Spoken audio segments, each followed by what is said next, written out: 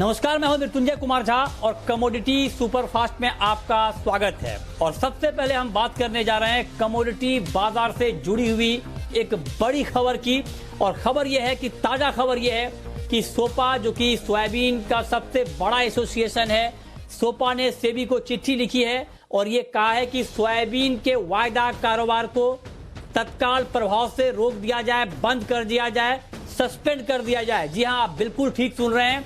सोपा ने सोयाबीन के वायदा कारोबार को रोकने की मांग की है, सेबी को चिट्ठी लिखी है और जो चिट्ठी सेबी को लिखी है सोपा ने, वो कॉपी जी बिजनेस के पास भी है। तो एक बड़ी डिमांड की गई है सोपा की तरफ से, soybean processors association of India की तरफ से।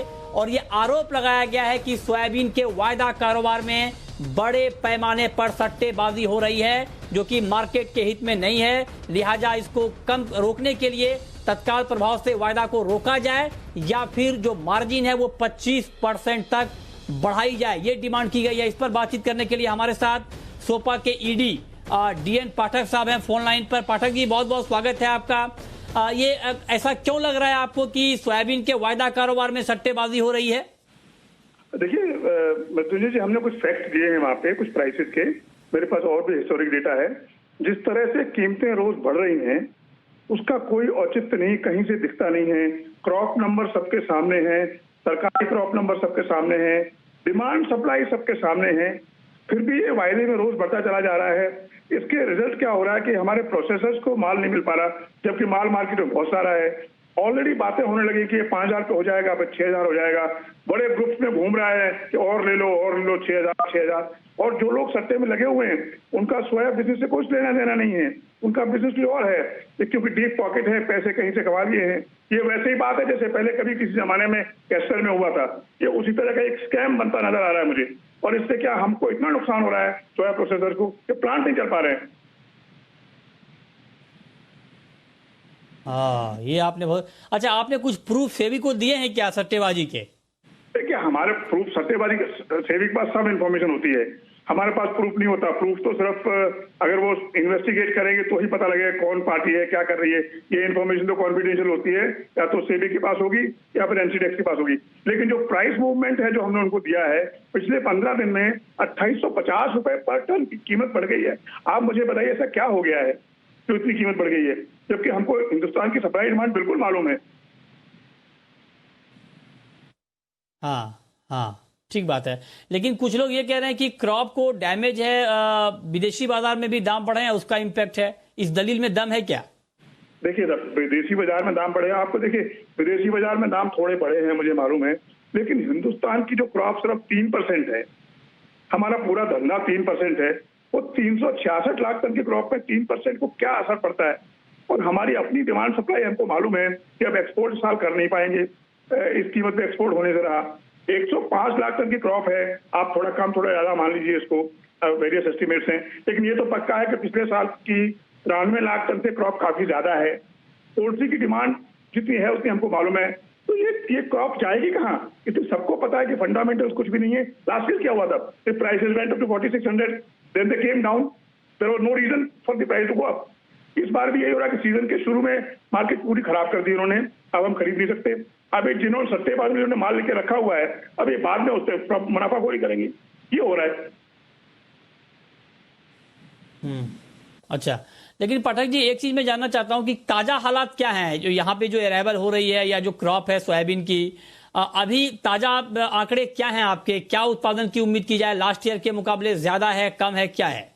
उत्पादन का फिगर तो मैं रिलीज कर चुका हूँ। 104 लाख टन का उत्पादन मैंने दिया है, 4,50,000 का। लास्ट ईयर का उत्पादन 93 लाख था। तो 11-12 लाख टन क्रॉप जो है लास्ट ईयर से ज्यादा है। तो 5-6 लाख टन कैरी ओवर भी है, एक्सपोर्ट नहीं है। अच्छा, सच्ची बात यह है कि प्लांट वाले मुझसे बोलते हैं, पाटिल जी माल तो बिल्कुल आ ही नहीं रहा। अब जिसका प्लांट 500-1000 टन पर डे का है, उसको 1000 टन माल पर डे चाहिए, और माल उसको मिल नहीं रहा, बिल्कुल भी। क्यों नहीं मिल रहा? क्योंकि ये शेड्यूल ने मार्केट ऐसा कर दिया है कि किसान जो है माल लेके आने नहीं जाता भी। उसको लगता है कि मुझे 5,000, 6,000, 7,000 मिलेंगे तो मैं तब बेचूंगा। अच्छा, तो ये आप कह रहे हैं कि आपने ये आवाज उठाई है सेबी के सामने, आपने चिट्ठी लिखी है, वो कॉपी हमारे पास भी है। तो अच्छा, ये बताइए सर कि आपने कहा कि सोयाबीन का वायदा तुरंत बंद कर दें और मार्जिन को बढ़ा दें, तो पहले क्या किया जाए? पहले मार्जिन बढ़ा के देखा जाए कि मतलब मार्केट ठीक हो रहा है नहीं, उसके बाद वायदा को रोका जाए? मतलब आपकी डिमांड क्या है, पहले वायदा रोकने की है या पहले मार्जिन बढ़ाने की है? अब ये सट्टेबाज ने इतना पैसा कमा लिया है कि वो ये मार्जिन बढ़ाने से काबू में नहीं आने वाले हैं। फिलहाल तो इसको सस्पेंड करने की बात मैं कर रहा हूँ, थोड़े दिन के लिए इसको सस्पेंड कर देना चाहिए, और सस्पेंड कर देंगे उसके बाद दोबारा चालू करें जब भी ठीक लगे सेबी को, तो फिर वायदा ये मार्जिन बढ़ा के चालू करें। क्योंकि वायदा अभी ये चालू मार्जिन लगा भी दिया थोड़ा, इनको क्या फर्क पड़ता है, बहुत पैसा कमा लिया इन लोगों ने।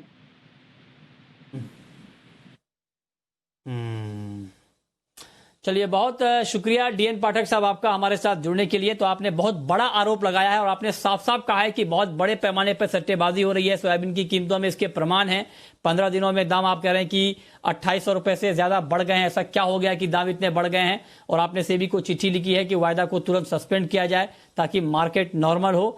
ये एक बड़ी बात। और सोपा का ये कहना इसलिए भी अहमियत रखती है क्योंकि सोपा सोयाबीन इंडस्ट्री के लिए एक बड़ा एसोसिएशन है, लिहाजा अगर सोपा सट्टेबाजी का आरोप लगा रहा है तो ये बड़ी खबर है कमोडिटी मार्केट के लिहाज से। देखते हैं कि इस पर सेबी का क्या एक्शन, क्या रिएक्शन होता है। जो भी अपडेट सेबी की तरफ से आएगा, एक्सचेंज की तरफ से आएगा, और हम कोशिश करेंगे कि एक्सचेंज के अधिकारी को भी जोड़े, उनसे भी हम इस पर रिएक्शन लें।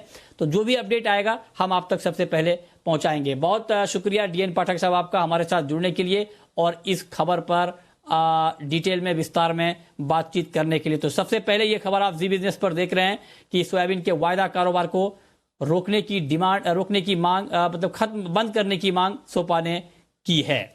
लेकिन चलिए आगे बढ़ते हैं और अब हम बात करते हैं कि आज के लिए आपके लिए ट्रेडिंग के मौके कहां पर बनेंगे, और ये बताने के लिए हमारे साथ अजय केडिया हैं, केडिया कमोडिटी के एमडी। अजय जी, बहुत बहुत स्वागत है आपका। पहला सवाल मेरा आपसे गोल्ड के ऊपर ही होगा। गोल्ड में जो तेजी हमने देखी, आज 51,000 के पार गया गोल्ड का मार्केट।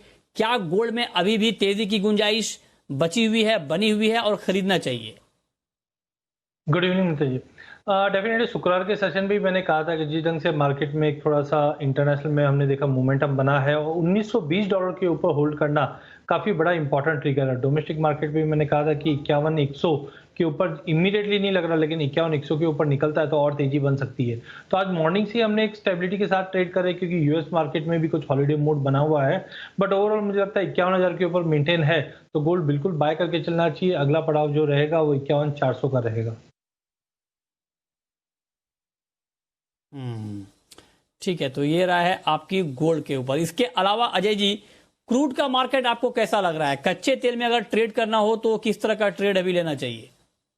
देखिए, पिछले हफ्ते डेटा पॉइंट थोड़े अच्छे थे और साथ में एक हरिकेन डेल्टा, इसका एक इम्पैक्ट भी था। हमने देखा उसके चलते क्रूड में और नेचुरल गैस में बड़ी तेजी आती हुई दिखाई दी, बट जिस ढंग से हमने देखा फ्राइडे, सैटरडे, संडे इसका इम्पैक्ट देखा गया था, अब वहां से निकल चुका है। रिफाइनरीज ओपन हो रही है और जो कुछ स्ट्राइक्स भी थी या आउटपुट में जो कमी थी वो अब वापस ये हफ्ते में रिस्टोर हो जाएंगे।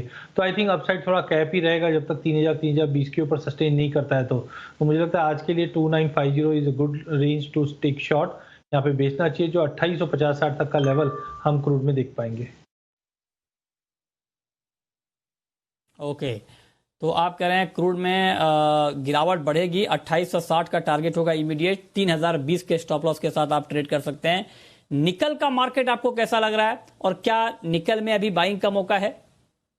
बिल्कुल, मुझे पिछले हफ्ते देखें तो पूरे बेस मेटल में एक अच्छा करेक्शन मोड में था, बट जिस ढंग से थर्सडे और फ्राइडे डेटा पॉइंट के बाद मार्केट में थोड़ी रिकवरी आते हुए दिखाई दी, जिस ढंग से डॉलर इंडेक्स में गिरावट है, इन सब में से मुझे लगता है निकल एक ऐसी कमोडिटी जो वापस 1100 के ऊपर सस्टेन किया है।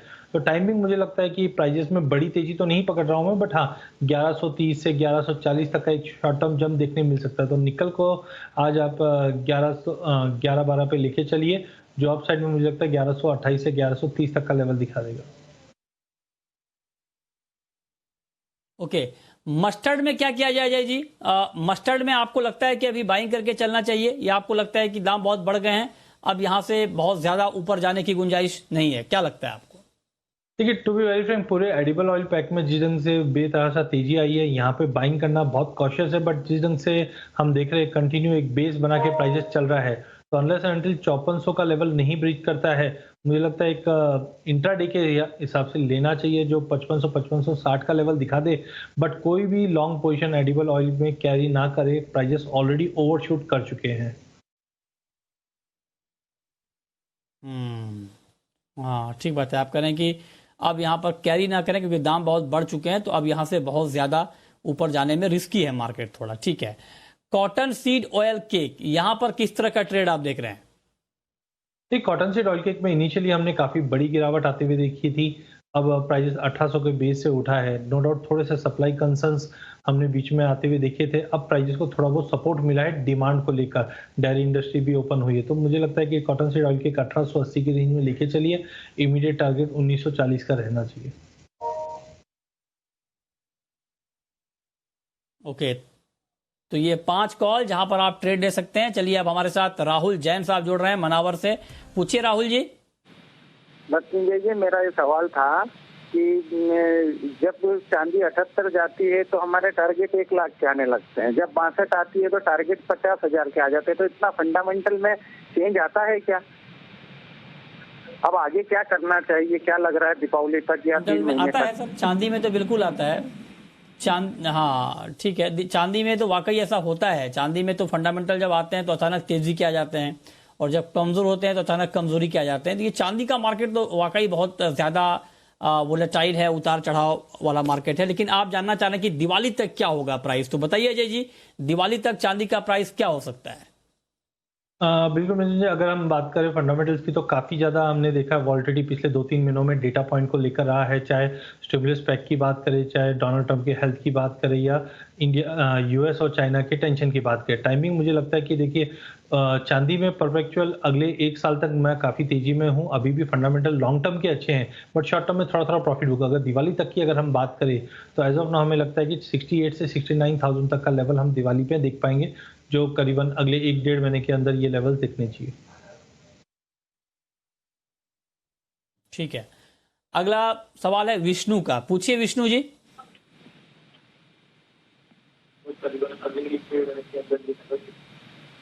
हेलो आपकी आवाज नहीं आ रही सर। जी जी पूछें। सर, मैं जानना चाह रहा हूँ कि क्या कस्टर सीड जी सुन रहा हूँ, पूछें। 5,000 हो सकती है क्या अगले 2-3 महीने में? बताइए अजय जी, कैस्टर सीड का भाव क्या 5,000 रुपए तक जा सकता है क्या? नवंबर का वायदा अभी 4200 के आसपास है। देखिए टाइमिंग मुझे लगता है क्रॉप को देखते हुए और डिमांड को देखते हुए इतनी बड़ी कोई जंप नहीं दिख रहा है। नो डाउट डिमांड में इंप्रूवमेंट देखी गई है, प्राइजेस भी 4,000 के ऊपर कंटिन्यू होल्ड है, बट इससे पहले काफ़ी इंपॉर्टेंट लेवल्स रहेंगे। तो 5,000 तो मैं एज ऑफ नाउ नहीं बोल पाऊंगा, बट हाँ 4400-4450 तक का लेवल हमें लगता है कि नवंबर एंड तक एक बार दिखा दे। उसके बाद डिमांड में क्या ग्रोथ आती है, क्योंकि चाइना फैक्टर काफ़ी इंपॉर्टेंट रहेगा। तो टाइमिंग मुझे लगता है 4400-4450 का आउटलुक लेके चलिए। जब तक प्राइस 4,000 के ऊपर है ट्रेंड पॉजिटिव जरूर है, बट 4400-4450 का ही एक बार आप लेवल लेके चलिए। जी चलिए, बहुत शुक्रिया अजय जी आपका हमारे साथ जुड़ने के लिए, बताने के लिए कमोडिटी में कहां पर कमाई के मौके बनेंगे। तो फिलहाल इस बुलेटिन में इतना ही।